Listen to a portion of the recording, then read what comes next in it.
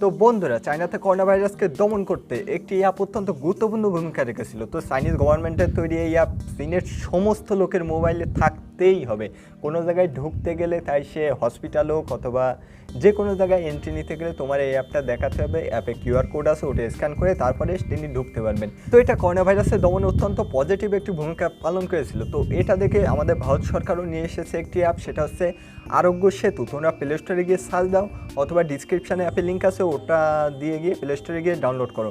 মাত্র 2.90 MB, মাত্র 3 MBর একটি অ্যাপ। এই অ্যাপটা যদি তোমাদের মোবাইলে থাকে তাহলে তোমার কাছে যদি করোনা ভাইরাসের সাসপেক্টেড কোনো ব্যক্তি আসে তাহলে ওই অ্যাপটা তোমাকে ওয়ার্নিং দিবে।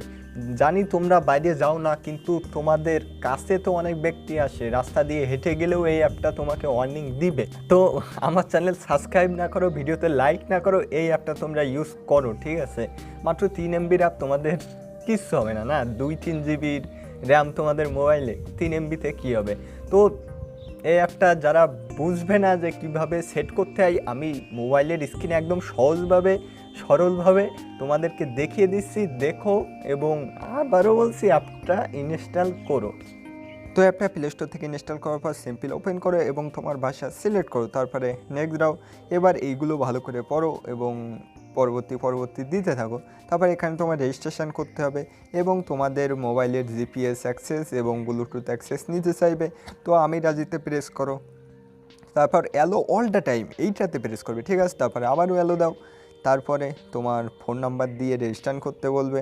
তো ফোন নাম্বারটা দাও, তারপরে তোমার ফোন নাম্বারে একটি ওটিপি পাঠাবে। সিমটা যদি এই মোবাইলেই থাকে তাহলে অটোমেটিক লেখা হয়ে যাবে, আর যদি সিমটা অন্য মোবাইলে থাকে তাহলে তোমার নিজে লিখতে হবে, ঠিক আছে? তো এবার তোমার অ্যাপটা দেখো, এই আসছে অ্যাপের ইন্টারফেস। এখানে তুমি করোনা ভাইরাস কীভাবে রুখতে হয় সেই সতর্কবাণীগুলো পাবে এবং নিচে ডোনেট করতে পারবে। এছাড়াও তুমি যদি তোমার করোনা ভাইরাস আছে কিনা সেটা টেস্ট করতে চাও তাহলে এখানে প্রেস করো, করলেই তোমার কাছ থেকে ওইটা কোশ্চেন শুনতে চাইবে যে তোমার লিঙ্গ কি, পুরুষ অবশ্যই না, তারপরে তোমার বয়স 18 এবং তোমার এইগুলো আছে কি না, আমার নেই, তারপরে তোমার আগে এই রোগগুলো ছিল কি না, না আমার এগুলো ছিল না। তো তারপরে 14 দিনের ভিতরে তুমি বিদেশে গেছিলে কি না, না আমি যাই নাই। নিচের কোনটি আপনার জন্য প্রযোজ্য, না উপরের কেউই না। সত্যি কথা বলবে, ঠিক আছে? এখানে সত্যি কথা বলবে, নাহলে কিন্তু কেচ খেয়ে যাবে, ঠিক আছে?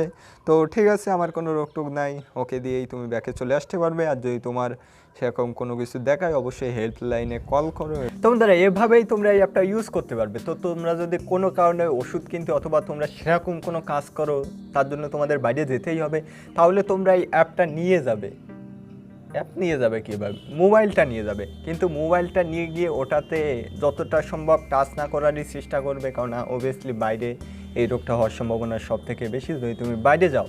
তো কী করবে, মোবাইলটা পকেটেই থাকবে, কিন্তু তোমরা বাড়ি এসে হাতটা একটু ধুয়ে মোবাইলটা একটু পরিষ্কার করে তারপরে চেক করবে যে অ্যাপে তোমাদের কোনো ওয়ার্নিং দেখাচ্ছে কি না। যদি দেখায় তাহলে ওখানে হেল্পলাইন নাম্বার আছে, ওখানে কল দিবে এবং বাকি কাজ তারাই করবে। তো যাই হোক বন্ধুরা, আবার বলছি অ্যাপটা ইউজ করো, আর অবশ্যই ভিডিওটা ভালো লাগলে এটা করো, চ্যানেলে নতুন হলে লালে টুকুই দিয়ে দিও, ঠিক আছে? তো বাই।